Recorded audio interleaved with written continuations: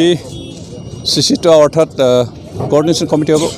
tribal organisation of Assam এই সংগঠনৰ নেতৃত্বত বিশেষকৈ যেহেতু পাৰ্লিয়ামেণ্টত এতিয়া 6টা জনগোষ্ঠী অসমৰ 6টা জনগোষ্ঠীক ST দিবৰ কাৰণে বিল উত্থাপন কৰিব আৰু এই বিল উত্থাপন যদি হয় বিশেষকৈ অসমত যি 6টা জনগোষ্ঠী ST কৰাৰ এটা প্ৰক্ৰিয়া চলিছে তাৰে কেইটামান জনগোষ্ঠী অতি উন্নত আৰু গোটেই সময়খিনি তেওঁলোকৰে বেছিভাগ মন্ত্ৰী MLA আৰু বিভিন্ন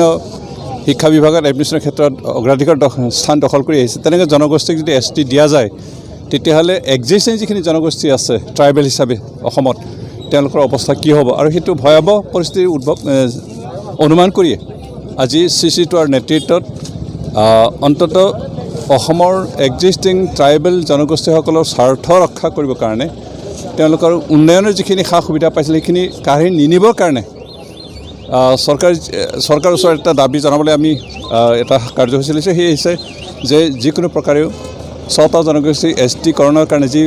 বিল আনিবৰ কাৰণে চৰকাৰে প্ৰচেষ্টা চলাইছে সেইটো বন্ধ কৰক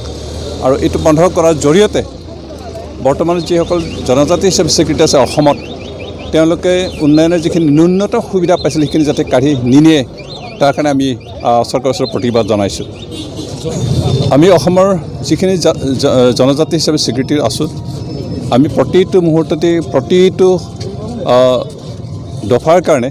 আন্দোলন কৰিব লগা হৈছোঁ আৰু আন্দোলন কৰাৰ বিনে আমি কুটা এডালকে পোৱা নাই আৰু সেইকাৰণে যদি ভাৰত চৰকাৰে আমাৰ প্ৰতিবাদ কৰা স্বত্তেও জোৰ জলম যদি ST জাপি দিয়ে বিশেষকৈ 6টা জনগোষ্ঠীক ST স্বীকৃতি দি পেলাই আমাৰ ওপৰত এটা বিপদ জাপি তেতিয়াহ'লে আমি বহি নাথাকোঁ যিহেতু আমি বিগত দিনবিলাকত আন্দোলন কৰিছোঁ প্ৰতিবাদ জনাইছোঁ আৰু আগন্তুক দিনবিলাকতো আমি প্ৰতিবাদ জনাম আৰু অতি ভয়াৱহ ৰূপত আন্দোলন কৰি তুলিম যি দিল্লীত আপোনালোকৰ যিটো প্ৰচেছ চলি আছে বিল যি আলোচনা আছে কি পৰ্যায়ত আছে বৰ্তমান কি পৰ্যায়ত আছে বুলি ক'লে কোৱাটো টান কিন্তু আলোচনা যথেষ্ট পজিটিভ লাইনত আগবাঢ়িছে আৰু সেইখিনিকে কৈছোঁ তাতকৈ অধিক কোৱা কাৰণ কি পৰ্যায়ত কিমানখিনি আগবাঢ়িছে সেইটো কোৱা আচলতে ইমান সহজ নহয় আচলতে ভাৰতৰ সংবিধানত 6 শিডিউল আৰু ফুল ফ্লেজেড ষ্টেট তাৰ মাজত এটাই মধ্যৱৰ্তী ব্যৱস্থা হিচাপে আছে সেইটো হ'ল ইউনিয়ন টেৰিটৰিয়েল কাউন্সিল বুলি কোনো এটা ব্যৱস্থা সংবিধানত নাই আৰু সেইটো আচলতে মিডিয়াৰ ক্ৰিয়েশ্যন সেইটো চৰকাৰেও কোৱা নাই আমিও কোৱা নাই আমি দাবী কৰা নাই চৰকাৰে দিবলৈ কিবা তেনেকুৱা কৰা নাই আচলতে সেইটো মিডিয়াৰ উদ্ভাৱন আৰু কিছু দুষ্ট চক্ৰই আলোচনাৰ ব্যৰ্থ কৰিবৰ কাৰণে কৰা চক্ৰ এইটো এটা ষড়যন্ত্ৰ কিন্তু আমি আন্দোলনকাৰীসকলে UTC বুলি একো ব্যৱস্থা দাবী কৰা নাই কাৰণ সেইটো ব্যৱস্থা কনষ্টিটিউশ্যনত নাই ভাৰতৰ সংবিধানত আৰু ভাৰত চৰকাৰে তেনেকৈ ব্যৱস্থা দিয়াৰ কোনো কথা চিন্তা কৰা নাই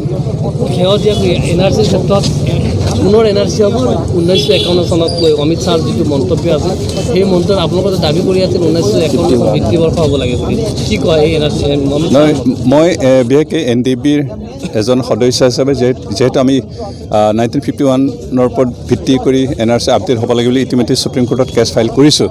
আৰু যদি ভাৰত চৰকাৰে সেইটোকে কৰে তেতিয়াহ'লে আমি অতি সুখী হ'ম আৰু আমি ৱেলকাম কৰিছোঁ ভাৰত চৰকাৰৰ এই পদক্ষেপটো আমি ৱেলকাম জনাইছোঁ